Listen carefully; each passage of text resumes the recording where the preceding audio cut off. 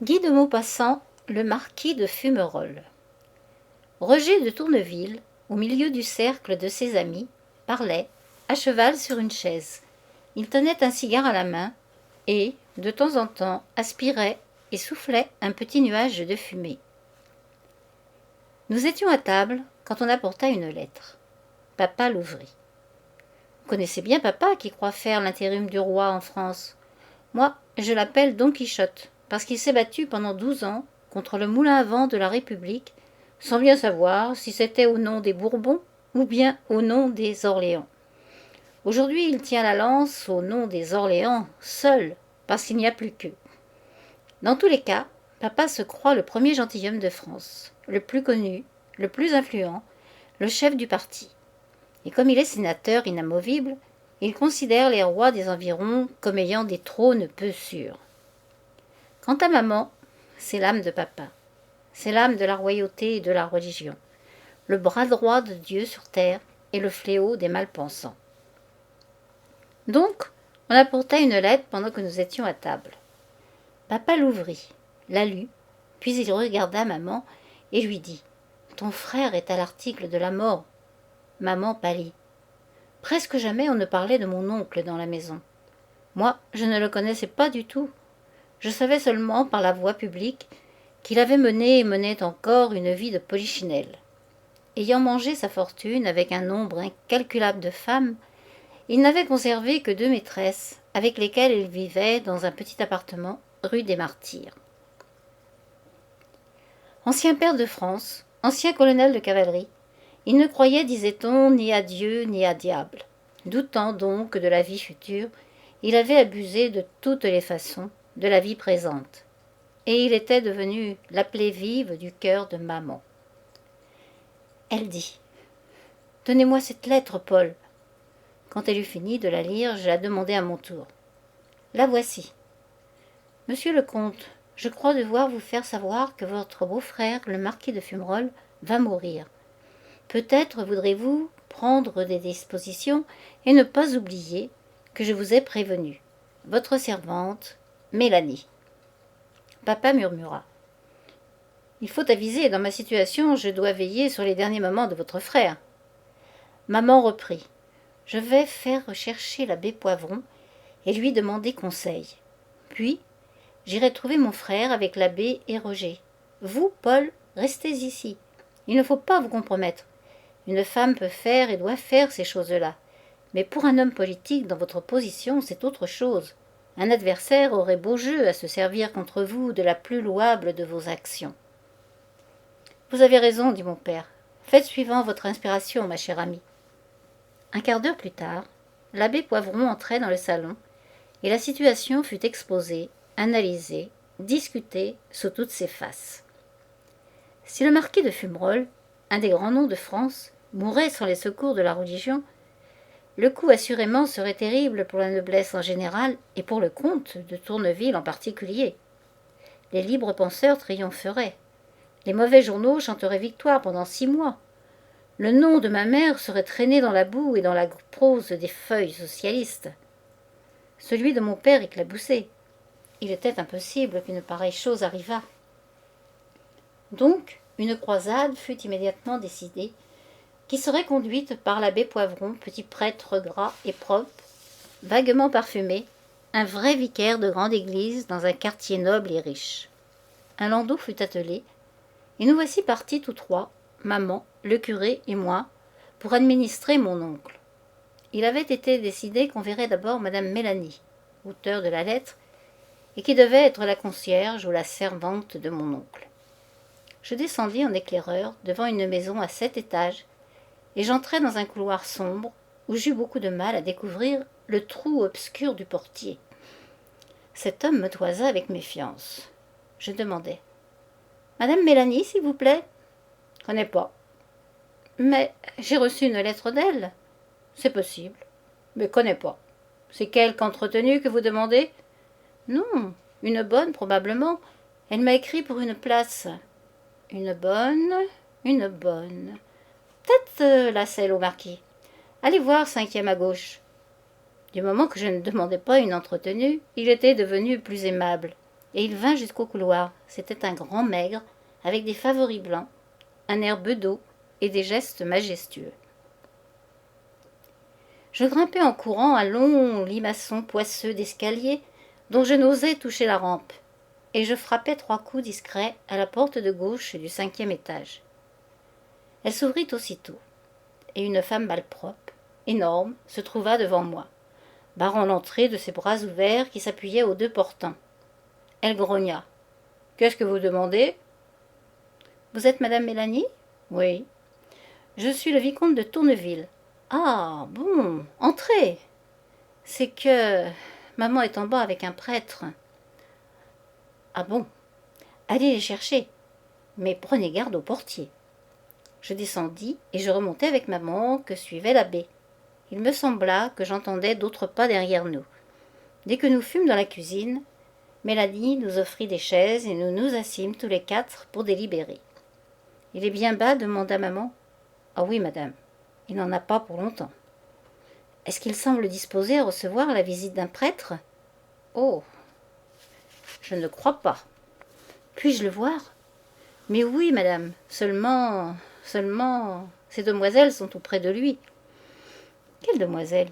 Mais, ses bonnes amies donc. » Ah, maman était devenue toute rouge. L'abbé Poivron avait baissé les yeux. Cela commençait à m'amuser et je dis « Si j'entrais le premier, je verrais comment il me recevra et je pourrais peut-être préparer son cœur. » Maman, qui n'y entendait pas malice, répondit « Oui, mon enfant. » Mais une porte s'ouvrit quelque part et une voix de femme cria « Mélanie !» La grosse bonne s'élança, répondit « Qu'est-ce qu'il faut, mademoiselle Claire ?»« L'omelette, bien vite !»« Dans 1 minute, mademoiselle. » Et revenant vers nous, elle expliqua cet appel. C'est une omelette au fromage qu'elles m'ont commandée pour 2 heures comme collation. Et tout de suite, elle cassa les œufs dans un saladier et se mit à les battre avec ardeur. Moi, je sortis sur l'escalier et je tirai la sonnette afin d'annoncer mon arrivée officielle. Mélanie m'ouvrit, me fit asseoir dans une antichambre, alla dire à mon oncle que j'étais là, puis revint me prier d'entrer. L'abbé se cacha derrière la porte pour paraître au premier signe. Assurément, je fus surpris en voyant mon oncle.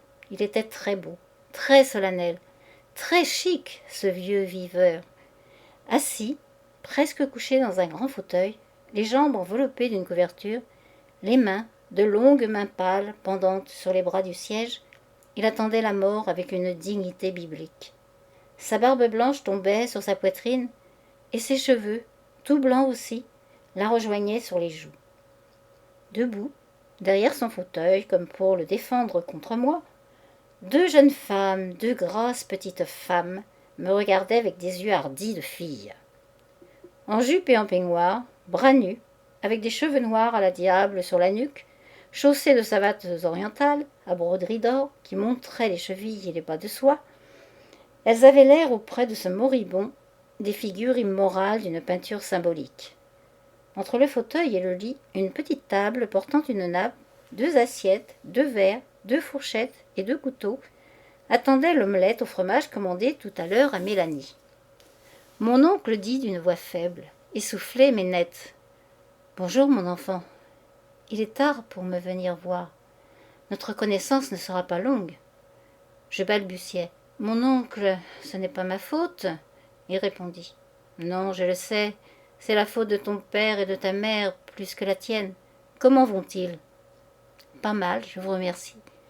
Quand ils ont appris que vous étiez malade, ils m'ont envoyé prendre de vos nouvelles. Ah, pourquoi ne sont-ils pas venus eux-mêmes ?» Je levai les yeux sur les 2 filles et je dis doucement. « Ce n'est pas de leur faute s'ils n'ont pu venir, mon oncle. Mais il serait difficile pour mon père et impossible pour ma mère d'entrer ici. » Le vieillard ne répondit rien, mais souleva sa main vers la mienne. Je pris cette main pâle et froide et je la gardai. La porte s'ouvrit. Mélanie entra avec l'omelette et la posa sur la table. Les 2 femmes aussitôt s'assirent devant leurs assiettes et se mirent à manger sans détourner les yeux de moi. Je dis « Mon oncle, ce serait une grande joie pour ma mère de vous embrasser. » Il murmura « Moi aussi, je voudrais. » Et il se tut. Je ne trouvais rien à lui proposer et on n'entendait plus que le bruit des fourchettes sur la porcelaine et ce vague mouvement des bouches qui mâchent. Or, l'abbé, qui écoutait derrière la porte, voyant notre embarras et croyant la partie gagnée, jugea le moment venu d'intervenir, et il se montra. Mon oncle fut tellement surpris de cette apparition qu'il demeura d'abord immobile. Puis il ouvrit la bouche comme s'il voulait avaler le prêtre, puis il cria d'une voix forte, profonde, furieuse. « Que venez-vous faire ici » L'abbé, accoutumé aux situations difficiles, avançait toujours murmurant. « Je viens au nom de votre sœur, monsieur le marquis. C'est elle qui m'envoie, et elle serait si heureuse, monsieur le marquis. » Mais le marquis n'écoutait pas. Levant une main, il indiquait la porte d'un geste tragique et superbe, et il disait exaspéré, haletant, « Sortez d'ici! Sortez d'ici, voleurs d'âme! Sortez d'ici, violeurs de conscience! Sortez d'ici, crocheteurs de portes des moribonds !» Et l'abbé reculait. Et moi aussi. Je reculais vers la porte, battant en retraite avec mon clergé. Et vengées, les deux petites femmes s'étaient levées, laissant leur omelette à demi mangée, et elles s'étaient placées des deux côtés du fauteuil de mon oncle, posant leurs mains sur ses bras pour le calmer, pour le protéger contre les entreprises criminelles de la famille et de la religion. L'abbé et moi, nous rejoignîmes maman dans la cuisine, et Mélanie de nouveau nous offrit des chaises. « Je savais bien que ça n'irait pas tout seul, disait-elle. Il faut trouver autre chose, autrement il nous échappera. » Et on recommença à délibérer. Maman avait un avis. L'abbé en soutenait un autre. J'en apportais un troisième. Nous discutions à voix basse depuis une demi-heure peut-être, quand un grand bruit de meubles remués et des cris poussés par mon oncle, plus véhéments et plus terribles encore que les premiers, nous firent nous dresser tous les quatre. Nous entendions à travers les portes et les cloisons « Dehors, dehors, Manon, cuistre, dehors, gredin, dehors, dehors !» Mélanie se précipita, puis revint aussitôt m'appeler à l'aide. J'accourus en face de mon oncle soulevé par la colère, presque debout et vociférant. Deux hommes, l'un derrière l'autre, semblaient attendre qu'il fût mort de fureur. À sa longue redingote ridicule, à ses longs souliers anglais, à son air d'instituteur sans place, à son col droit et à sa cravate blanche, à ses cheveux plats, à sa figure humble de faux prêtre d'une religion bâtarde, je reconnus aussitôt le premier pour un pasteur protestant. Le second était le concierge de la maison, qui, appartenant au culte réformé, nous avait suivis, avait vu notre défaite et avait couru chercher son prêtre à lui, dans l'espoir d'un meilleur sort. Mon oncle semblait fou de rage. Si la vue du prêtre catholique, du prêtre de ses ancêtres, avait irrité le marquis de Fumerol devenu libre penseur, l'aspect du ministre de son portier le mettait tout à fait hors de lui. Je saisis par le bras les deux hommes et je les jetai dehors si brusquement qu'ils s'embrassèrent avec violence 2 fois de suite au passage des 2 portes qui conduisaient à l'escalier. Puis je disparus à mon tour et je rentrai dans la cuisine, notre quartier général, afin de prendre conseil de ma mère et de l'abbé. Mais Mélanie, effarée, rentra en gémissant. « Il meurt, venez vite, il meurt !» Ma mère s'élança. Mon oncle était tombé par terre tout au long sur le parquet. Et il ne remuait plus. Je crois bien qu'il était mort. Maman fut superbe à cet instant-là. Elle marcha droit sur les 2 filles agenouillées auprès du corps et qui cherchaient à le soulever. Et leur montrant la porte avec une autorité, une dignité, une majesté irrésistible, elle prononça « C'est à vous de sortir maintenant !» Et elles sortirent, sans protester, sans dire un mot. Il faut ajouter que je me disposais à les expulser avec la même vivacité que le pasteur et le concierge. Alors l'abbé Poivron administra mon oncle avec toutes les prières d'usage et lui remit ses péchés. Maman sanglotait, prosternée près de son frère. Tout à coup, elle s'écria. « Il m'a reconnue. Il m'a serré la main. Je suis sûre qu'il m'a reconnue. Et qu'il m'a remerciée. Oh mon Dieu, quelle joie !» Pauvre maman, si elle avait compris ou deviné à qui et à quoi ce remerciement-là devait s'adresser. On coucha l'oncle sur son lit. Il était bien mort cette fois. « Madame, dit Mélanie, nous n'avons pas de drap pour l'ensevelir. Tout le linge appartient à ces demoiselles. » Moi, je regardais l'omelette qu'elle n'avait point fini de manger, et j'avais en même temps envie de pleurer et de rire. Il y a de drôles d'instants et de drôles de sensations parfois dans la vie. Or, nous avons fait à mon oncle des funérailles magnifiques, avec 5 discours sur la tombe. Le sénateur, baron de Croisselles, a prouvé en termes admirables que Dieu toujours rentre victorieux dans les âmes de race un instant égarées. Tous les membres du parti royaliste et catholique suivaient le convoi avec un enthousiasme de triomphateur. En parlant de cette belle mort, après cette vie un peu troublée, le vicomte Roger s'était tu. On riait autour de lui. Quelqu'un dit « Bah, c'est l'histoire de toutes les conversions in extremis.